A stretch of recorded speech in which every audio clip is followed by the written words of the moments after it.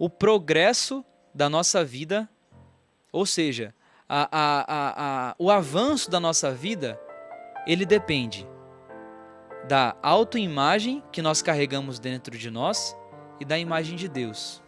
O progresso da nossa vida, ele vai acontecer a partir da autoimagem que nós carregamos dentro de nós e da imagem de Deus. Por quê? E por que Grum fala sobre isso? Veja bem, eu vou trazer em exemplos claros isso, né? Uma pessoa que desde a sua infância se acha uma pessoa feia.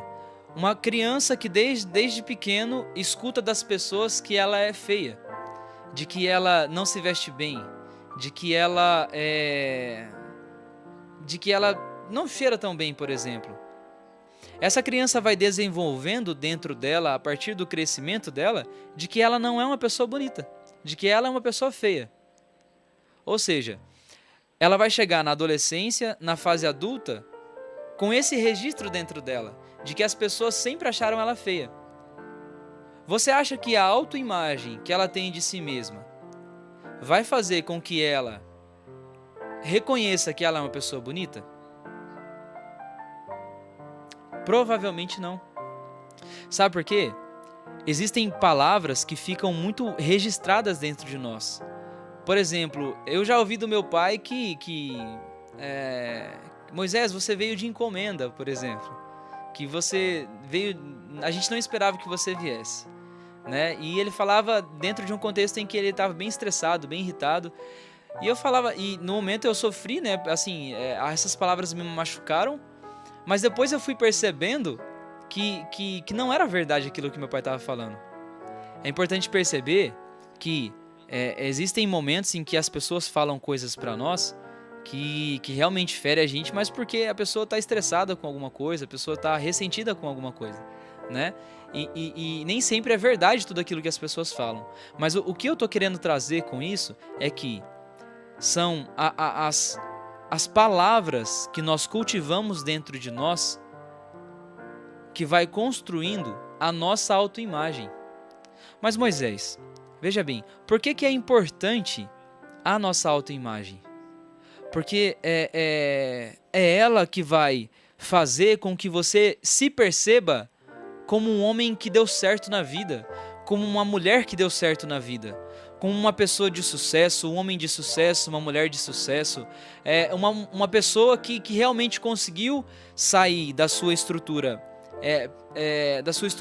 por exemplo, de pobreza, vamos assim dizer, que você que saiu de uma família simples, de uma família por exemplo, de extrema pobreza e conseguiu subir na vida.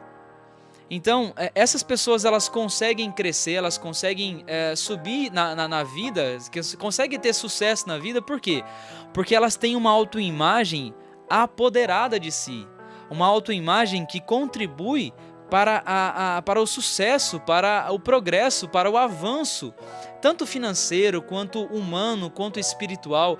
O que nós estamos falando aqui não é somente, por exemplo, porque a pessoa saiu de uma casa simples, de uma pobreza, de uma condição financeira pequena e hoje é rica, e hoje tem um status, hoje tem casa, hoje tem carro bom. Não é somente isso que nós queremos trazer, mas é ter uma visão um pouco mais abrangente, de modo a perceber de que o nosso progresso, ele não depende somente do status financeiro que nós carregamos conosco, mas também na nossa dimensão espiritual, mas também da nossa dimensão humana, da nossa dimensão psíquica, daquilo que nós alimentamos dentro do nosso psicológico, entende? Então assim, às vezes até pode ser que uma pessoa seja rica, tenha casa, tenha muito dinheiro, mas humanamente ela é pobre.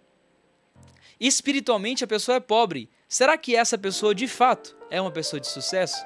Será que essa pessoa de fato ela conseguiu construir uma vida alicerçada em si mesma e em Deus?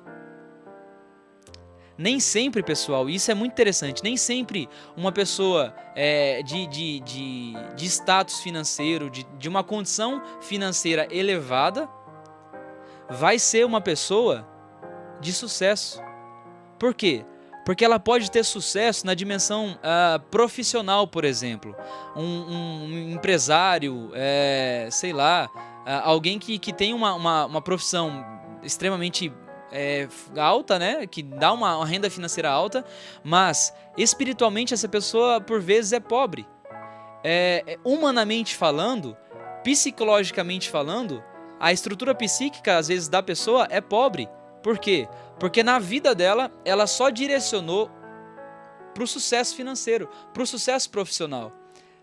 Não valorizou e não priorizou também as outras dimensões da vida. Grum ele traz o poder das palavras a partir das parábolas que Jesus conta na Sagrada Escritura, a partir dos encontros que ele tem com as pessoas.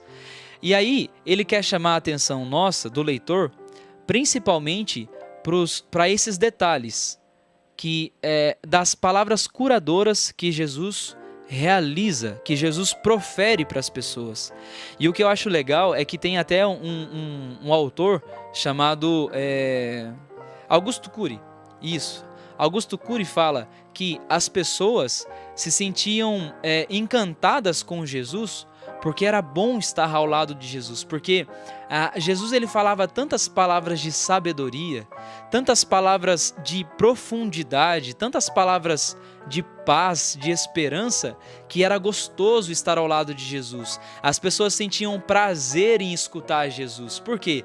Porque dentro da boca de Jesus, dentro das palavras que Jesus proferia para as pessoas, existia uma espiritualidade muito profunda, existia uma intimidade com Deus e consigo mesmo que era extraordinária. Para você ter uma noção, Jesus ele subia constantemente para o monte para orar ao Pai. E essas orações, ela faz com que Jesus ele tenha uma intimidade com Deus, mas também consigo mesmo. Então, Jesus ele cultivava essas duas afinidades consigo. A afinidade, a intimidade com Deus e a intimidade consigo mesmo. Por isso que era gostoso estar ao lado de Jesus, porque Jesus era uma pessoa muito bem resolvida. Jesus ele tinha palavras que alimentavam a espiritualidade das pessoas, porque ele cultivava em si essa intimidade com Deus e consigo mesmo. E uma das reflexões que eu quero fazer para você nessa noite é: você tem cultivado a intimidade consigo? Quanto tempo faz que você não leva você mesmo para tomar um sorvete? Quantas vezes você vai para uma praça só? Há quanto tempo faz que você não vai para uma praça para curtir consigo mesmo?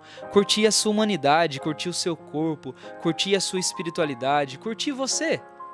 Porque a gente às vezes está tão preocupado em estar ao lado de várias pessoas que a gente esquece de estar ao lado de si mesmo, de estar perto de si mesmo. E esse é um dos convites que Grum ele faz já na sua introdução. Ele quer convidar o leitor a se aproximar de si mesmo e de Deus, para que você consiga progredir na vida, para que você consiga avançar, para que você consiga crescer na sua dimensão espiritual, na sua dimensão psíquica, na sua dimensão financeira, mas também na sua dimensão humana, na sua dimensão de fato humana.